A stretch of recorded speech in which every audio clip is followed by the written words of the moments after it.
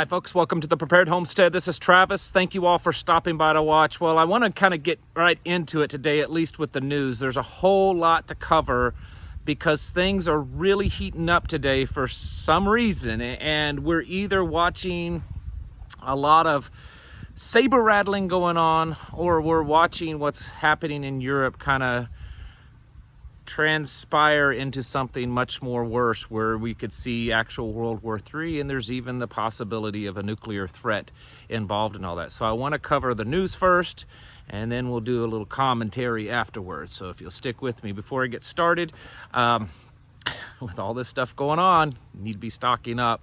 One of the ways that you can do that is going to preparewithtravis.com. It's probably one of the better ways that you can support what I'm doing here on this channel.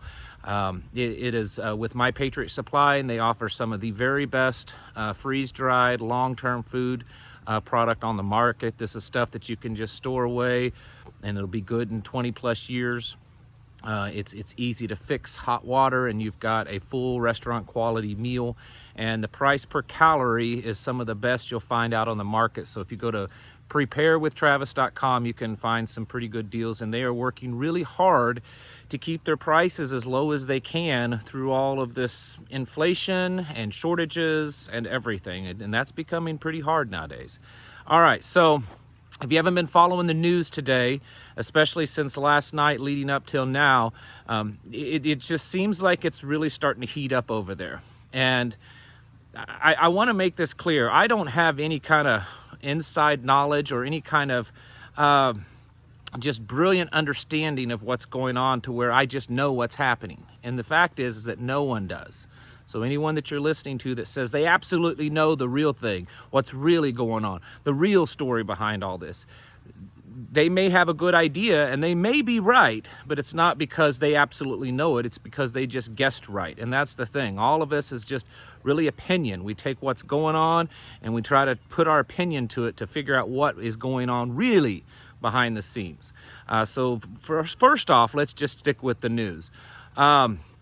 Heating up big time. Putin has deployed his basically his nuclear defense response team, and these are the people that actually launch the nukes. Okay, word is that they are being deployed, or at least have been deployed already in Belarus along the Ukrainian border. My guess, and this is strictly my guess, is that these are probably tactical nukes, which are the smaller ones. We're not talking something that's going to cause massive, massive damage for many, many square miles. Because those are on the big intercontinental ballistic missiles, and they don't really need to be moved to the Ukrainian border. So if that's the case, if they are in fact moving nukes close to the Ukrainian border, then most likely these are not the real big ones. These are going to be smaller ones that would take out, several city blocks, a portion of a city, but they're typically not massive big ones that you see in all the movies where, an entire region is just decimated. Now, I could be wrong. That's just my guess. But because of this is up in the ante quite a bit. He's really, out there showing that he's got the force to follow through, I think, with what's going on. Belarus has, it's expected, at least according to the news, Ukrainian government is expecting that Belarus will be declaring war at some point, and they may already have by the time you're watching this video, on Ukraine. They have certainly been a complicit partner. There's rumors, although I haven't seen any absolute proof, that Belarusian troops or their weaponry is being used on Ukraine. It's very possible. We do know that Chechnya has deployed troops along with Russia, and that they are in country in Ukraine fighting alongside with Russian troops. So there's another group of another country, another region that is involved in this. Also, Belarus is considering turning around or going the different direction when it comes to their non-nuclear stance, which means that they would be okay with having them and using them. So that is all heating up there. NATO isn't reacting too well to this. NATO and many of the other countries, in fact, all around the world, the amount of official governmental sanctions, company sanctions, different corporations. I saw that FedEx and UPS are no longer flying in and out of Russia. They're completely shutting it down. TV services that's coming out of Russia has been shut down, cell services, internet. I mean, all these companies are really trying to put the pressure on Russia. The United Nations is doing the same thing, as well as NATO. NATO is threatening an Article 5. They're saying that what you're doing is tantamount to an Article 5 if you continue doing the threats that you're doing.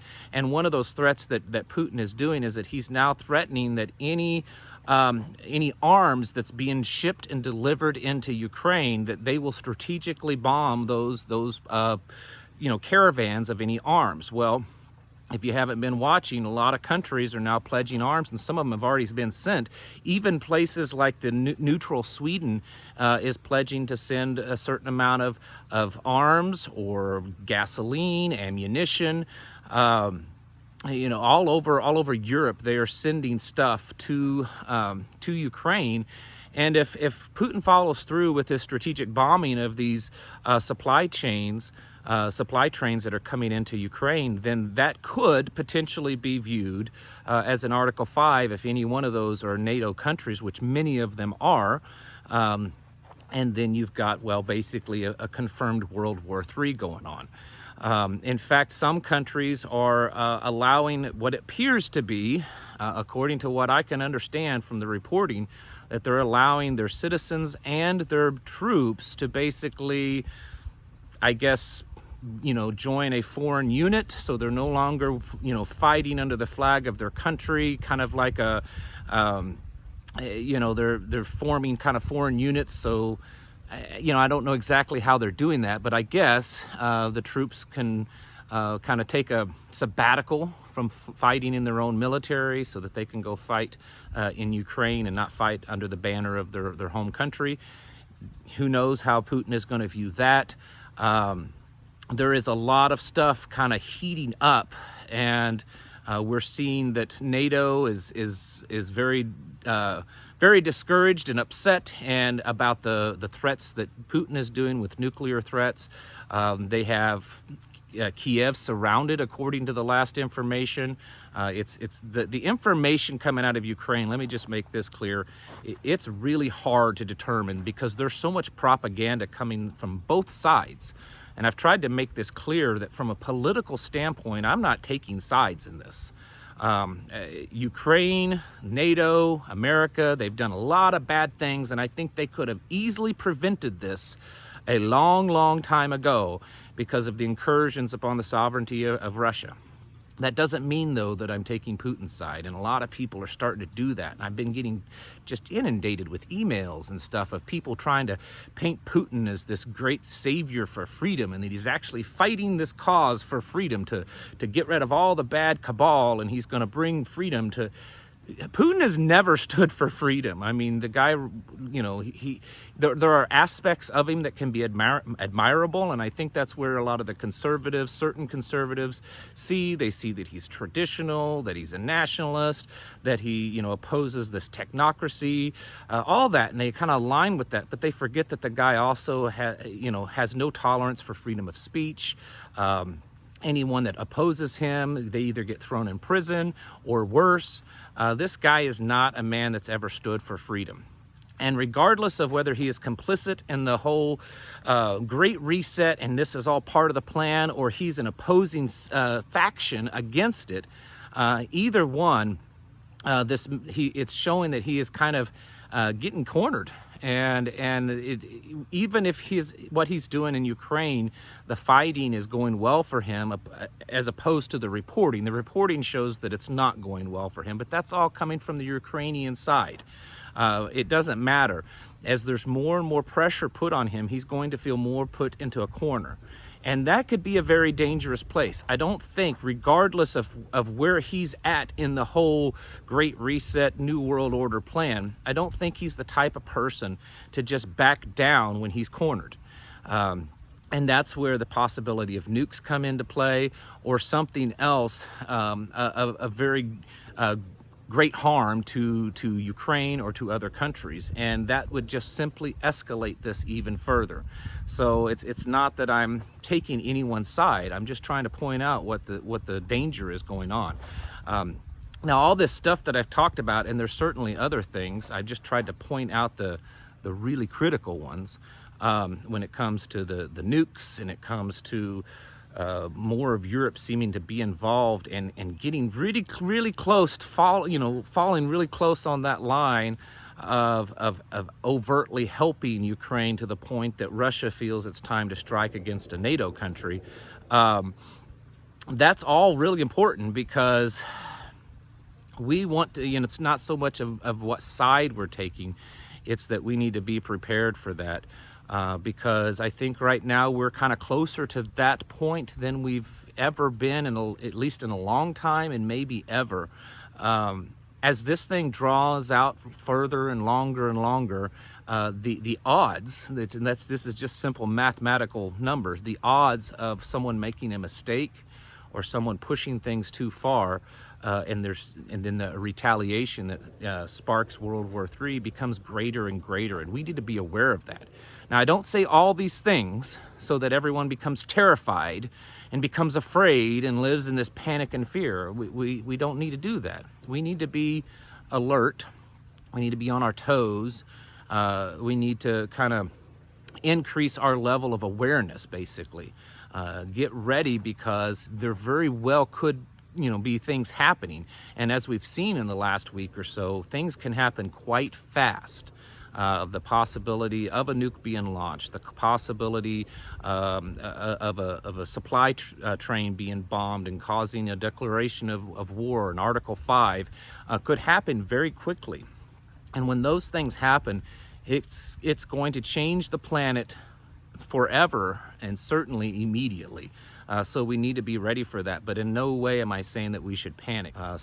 Trying to keep a well-balanced view and opinion of this, and certainly not taking the West side. And no, for all of you that's trying to convince me that Putin is the righteous one, I'm not going to do that either. They're both the bad guy. And this is something that Americans, I think we've been conditioned with our polarity of politics, that there's always a good guy and a bad guy. That's not true. This left versus right and all that. There are many times, and in fact, most usually, they're both the bad guy. And I think that's what's going on here.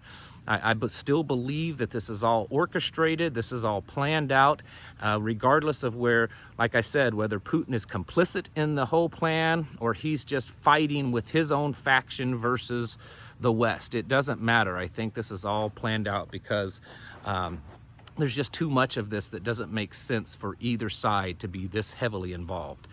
So again, it's just something that we certainly need to be aware of. Begin now prepping up. I made a video earlier today giving some tips of things to do now.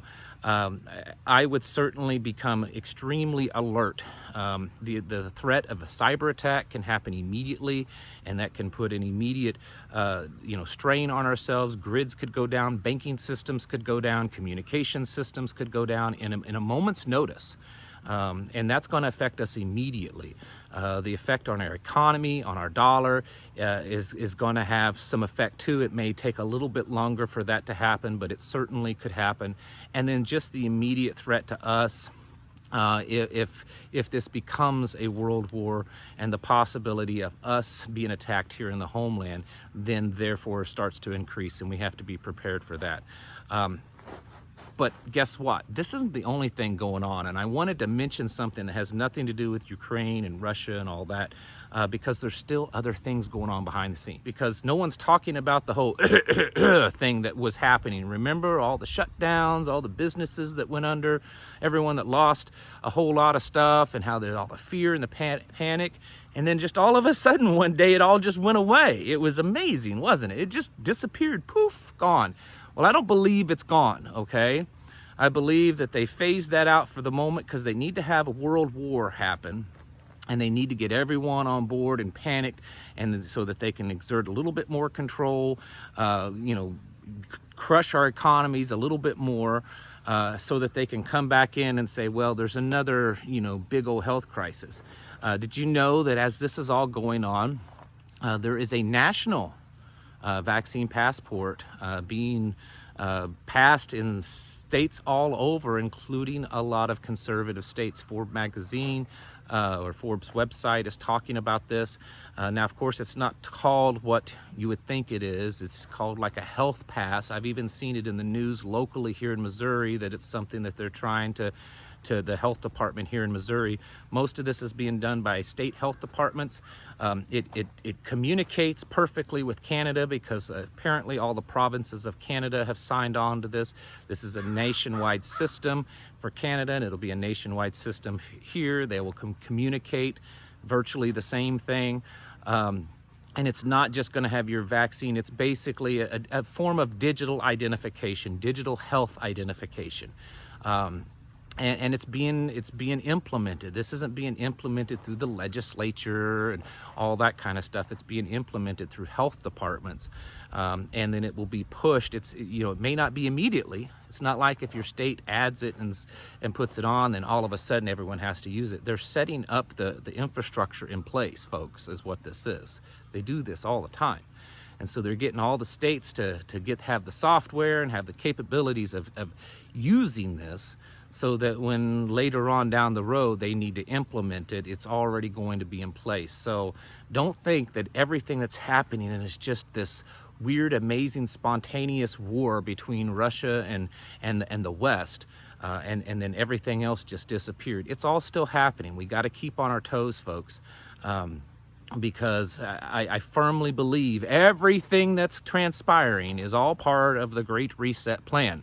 Like I said, I'm not quite 100% sure if it's Russia that's just part of the plan. I know that he's been to the World Economic Forum, and Klaus Schwab has patted him on the back and called him a good boy and all that kind of stuff. Or is Russia and China and Syria and Iran and North Korea all a separate faction that's kind of fighting for their own global domination? It's a little unclear, but personally, it doesn't matter to me. All it is that it's two authoritative basically forms of dictator, different forms of communism, different forms of fascism, because in the end, they're all the same. They're all the same in that they take away your freedom and your rights and everything from you and put you under their control. So to me, it doesn't really matter which one wins in the end. They're both against me and against you, and that's really all that matters. So keep on your toes, folks. Watch this stuff that's going on in Ukraine. It is heating up fast over there. A lot of this back and forth, and because of that, it would not take very much for one person or one side to make the wrong move and cause it to just pop off into World War III. All right, folks, thank you all for watching, and I'll catch you in the next video.